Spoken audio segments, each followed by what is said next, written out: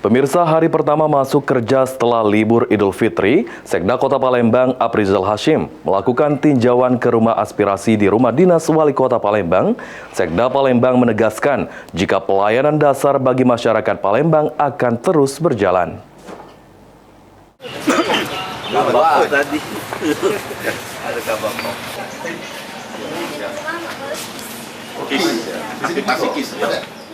Hari pertama masuk kerja setelah libur panjang Idul Fitri 1447 Hijriah, Sekda Kota Palembang Aprizal Hashim melakukan tinjauan ke rumah aspirasi yang berada di Rumah Dinas Wali Kota Palembang, Jalan Tasik pada Rabu 25 Maret.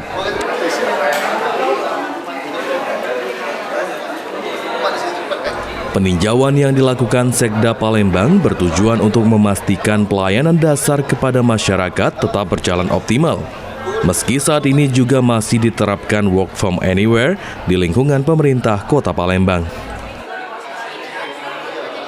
Sekda Palembang Aprizal Hashim menegaskan jika pelayanan dasar bagi masyarakat Palembang akan terus berjalan, terutama pada bidang administrasi kependudukan, Kartu Indonesia Sehat, dan lainnya. Meski ini merupakan hari pertama masuk kerja, namun antusias masyarakat yang datang ke rumah aspirasi cukup tinggi untuk mendapatkan pelayanan, baik mengurus keperluan administrasi kependudukan maupun menyampaikan aspirasi.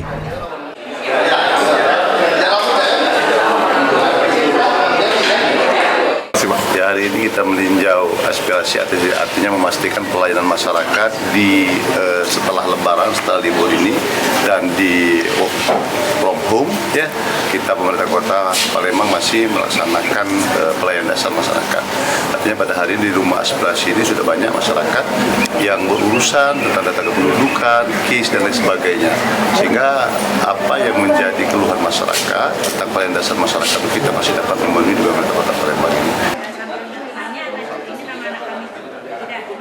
Sekda Palembang menambahkan, jika rumah aspirasi merupakan bentuk perhatian wali kota dan wakil wali kota Palembang dalam mendekatkan pelayanan kepada masyarakat. Pak, 1, 2, 3, semangat Pak.